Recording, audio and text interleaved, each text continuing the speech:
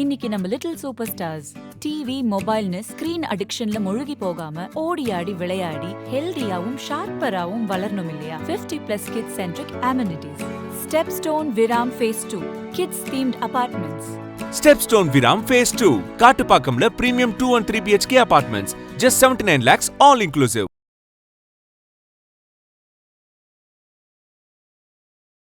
அது முதல்வருடைய குடும்பத்தினர் அமர்கிறது தான் அந்த முதல் வரிசைன்னு எடுத்துக்கிட்டால் முதல்வருடைய நண்பர்கள் உறவினர்கள் அவர்களுக்காகத்தான் பெரும்பாலும் அந்த முதல் வரிசைங்கிறது ஒதுக்கப்படும். அப்போ திரிஷா எந்த இடத்துல இருக்காங்கங்கிறத நம்ம புரிஞ்சிக்க வேண்டியதுதான். அது யாருன்னு சொல்கிற அளவுக்கு திரிஷாவுக்கே தைரியம் இல்லை. அப்படி இருக்கும்போது நாம ஏன் அதுக்குள்ள வந்து ஒரு ஆராய்ச்சி பண்ணிக்கிட்டு இவரை சொல்கிறாரா அவரை சொல்கிறாரா அவராக இருக்குமோ இவராக இருக்குமோன்னு நம்ம இதுக்கு மண்டையை உடைச்சிக்கணும். சீமானை நடிக்க வைப்பது அப்படிங்கிறது கிட்டத்தட்ட ஒரு தற்கொலை முடிவு தான். அப்படி ஒரு விஷயத்தை சிவகார்த்திகேயனோ ராஜ்கமல் நிறுவனமோ அல்லது அந்த டைரக்டரோ எடுத்திருக்க மாட்டாங்க அப்படின்னு நான் ரொம்ப உறுதியாக நம்புனேன்.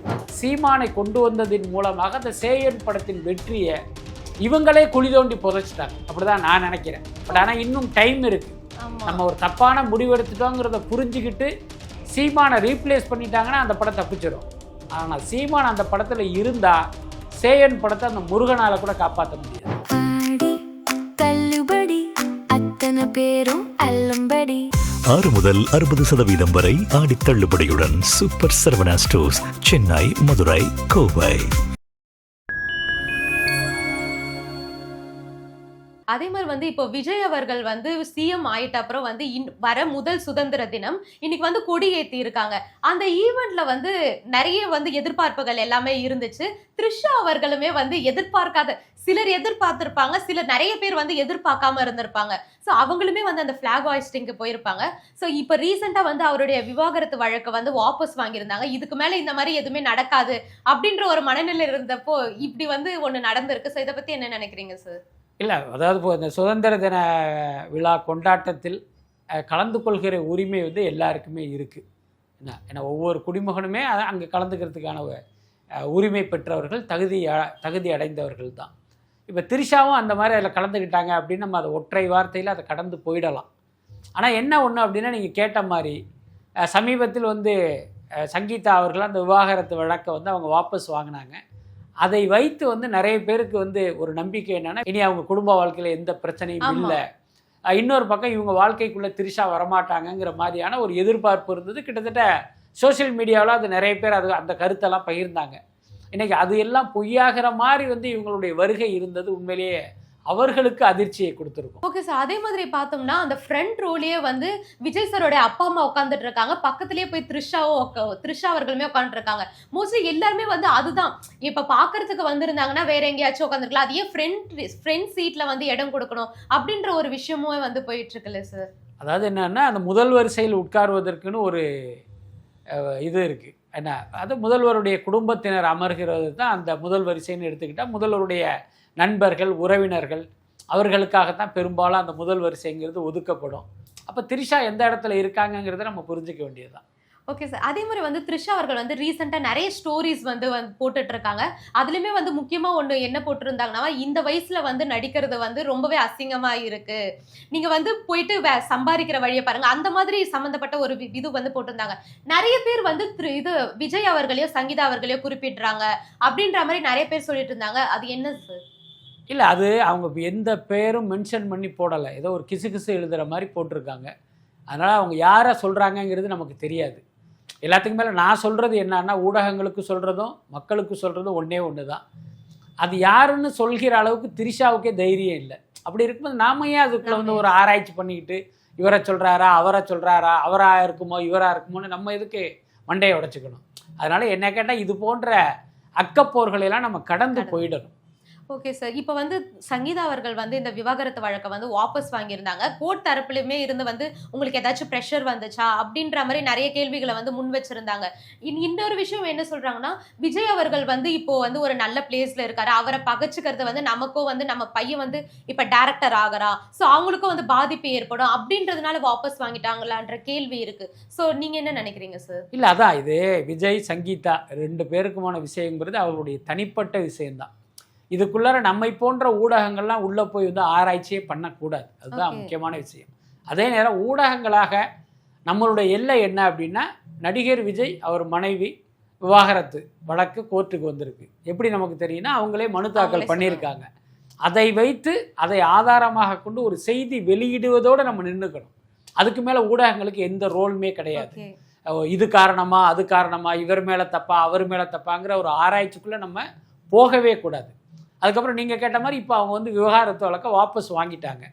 அதுக்கு பல காரணங்கள் இருக்கலாம். ஒன்று, நீங்கள் சொன்ன மாதிரி இன்றைக்கி அவர் முதலமைச்சர் ஆகிட்டார், அவரை பகைச்சிக்கிறது நல்ல விஷயம் இல்லை, நம்ம வந்து சைலண்ட்டாக போயிடுவோம் அப்படின்னு அவங்க நினச்சிருக்கலாம்.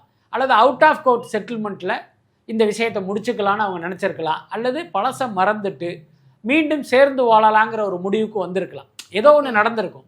அது எது நடந்தாலும் அது நமக்கு அவசியம் இல்லை, நம்ம அதை பற்றி அக்கறை கொள்ள வேண்டிய அவசியமும் இல்லைன்னு நினைக்கிறேன்.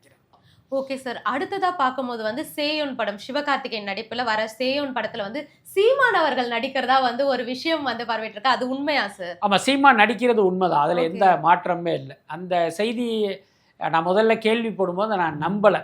என்ன காரணம் அப்படின்னா, சீமானை நடிக்க வைப்பது அப்படிங்கிறது கிட்டத்தட்ட ஒரு தற்கொலை முடிவு தான். அப்படி ஒரு விஷயத்தை சிவகார்த்திகேயனோ ராஜ்கமல் நிறுவனமோ அல்லது அந்த டைரக்டரோ எடுத்திருக்க மாட்டாங்க அப்படின்னு நான் ரொம்ப உறுதியாக நம்பினேன். நான் ஏன் நம்பினதுக்கு காரணம் என்ன அப்படின்னா, இன்றைக்கி சீமான் வந்து பலராலும் வெறுக்கப்படுகிற ஒரு அரசியல் கட்சியினுடைய தலைவர். நீங்கள் யாராவது ஒரு பெண்கள்கிட்ட போய் சீமான் பற்றி கேளுங்களேன், நல்ல அபிப்பிராயமே வராது, கெட்ட கெட்ட வார்த்தையில் திட்டுவாங்க.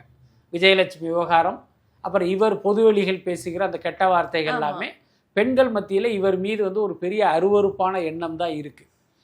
அதுக்கப்புறம் பார்த்தீங்கன்னா விஜய் ரசிகர்கள் சமீப காலமாக விஜய் குறித்து இவர் தரக்குறைவாக பேசுகிறதுனால விஜய்க்கு எதிராக இவர் இயங்குவதால் விஜய் ரசிகர்கள் இவர் மேலே கடும் கோபத்தில் இருக்காங்க. அதுதான் நாம் தமிழர் கட்சி இன்னைக்கு படுதோல்வி அடைந்ததற்கே முக்கியமான காரணம். அப்படி இருக்கும்போது ஏற்கனவே சிவகார்த்திகேயன் மேலே விஜய் ரசிகர்களுக்கு ஒரு கோபம், பராசக்தி விவகாரத்தில். அப்புறம் சமீபத்தில் வந்து ஒரு அனைத்து கட்சி எம்பிக்களை வந்து விஜய் கூட்டினாரா, அதில் கமல்ஹாசன் கலந்துக்கலை. ஏற்கனவே அவர் திமுக கூட்டணியில் இருக்கார்.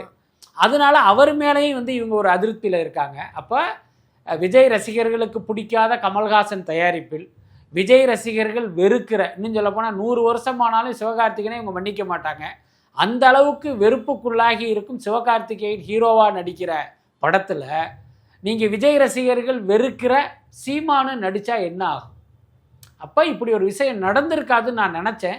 ஆனால் அதுக்கப்புறம் நம்ம விசாரிக்கும் போது என்ன சொன்னாங்க, இல்லை அவர் நடிக்கிறது உண்மைதான் அப்படின்னாங்க. ஸோ அந்த அடிப்படையில் சொல்லணும் அப்படின்னா, இந்த யானை தான் தலையில் மண்ணள்ளி கொட்டிக்கிட்ட மாதிரி சீமானை கொண்டு வந்ததின் மூலமாக அந்த சேயன் படத்தின் வெற்றியை இவங்களே குழி தோண்டி புதைச்சிட்டாங்க. அப்படிதான் நான் நினைக்கிறேன். பட் ஆனால் இன்னும் டைம் இருக்குது. நம்ம ஒரு தப்பான முடிவெடுத்துட்டோங்கிறத புரிஞ்சுக்கிட்டு சீமானை ரீப்ளேஸ் பண்ணிட்டாங்கன்னா அந்த படம் தப்பிச்சிடும். ஆனால் சீமான் அந்த படத்தில் இருந்தால் சேயன் படத்தை அந்த முருகனால கூட காப்பாற்ற முடியாது. எந்த மாதிரி ரோல்ல நடிக்கிறாரு சார் அந்த மூவில? இல்ல, அவர் வந்து ஒரு அண்ணனா நடிக்கிறாரு. மாயாண்டி குடும்பத்தார்னு ஒரு படம் வந்துச்சு, அதுல நிறைய கேரக்டர் இருக்கும். இந்த படத்துலயும் பாத்தீங்கன்னா சிங்கம்புலி, முத்துக்குமார் நிறைய பேர் இருக்காங்க. அதுல ஒரு கேரக்டர், அவங்க எல்லாமே கொஞ்சம் காமெடியான கேரக்டர்.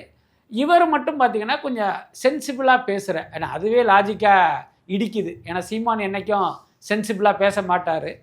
படத்துல அவர் சென்சிபிளா பேசுறாருங்கிறதே வந்து ஒரு நம்ப முடியாத விஷயமா தான் இருக்கும். ஸோ அப்படி ஒரு கேரக்டர் இவர். ஓகே சார், அதே மாதிரி பார்க்கும்போது முன்னாடி வந்து எல்ஐகே மூவிலையுமே வந்து சீமான் அவர்கள் வந்து நடிச்சிருந்தாரு.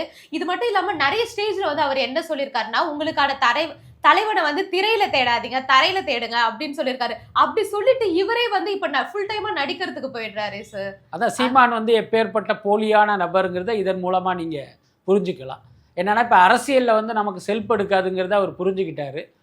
எல்லாத்துக்கும் மேலே அவருடைய கட்சிங்கிறது அந்த தேர்தல் நேரத்தில் கல்லா கட்டுகிற ஒரு கட்சியாக தான் இன்றைக்கி இருக்குது. ஸோ அப்படி இருக்கும்போது சும்மா இருக்க முடியாதுல்ல, அதனால சினிமாவில் நடித்து பொழப்ப ஓட்டுவோங்கிற முடிவுக்கு வந்துட்டார் போல இருக்குது.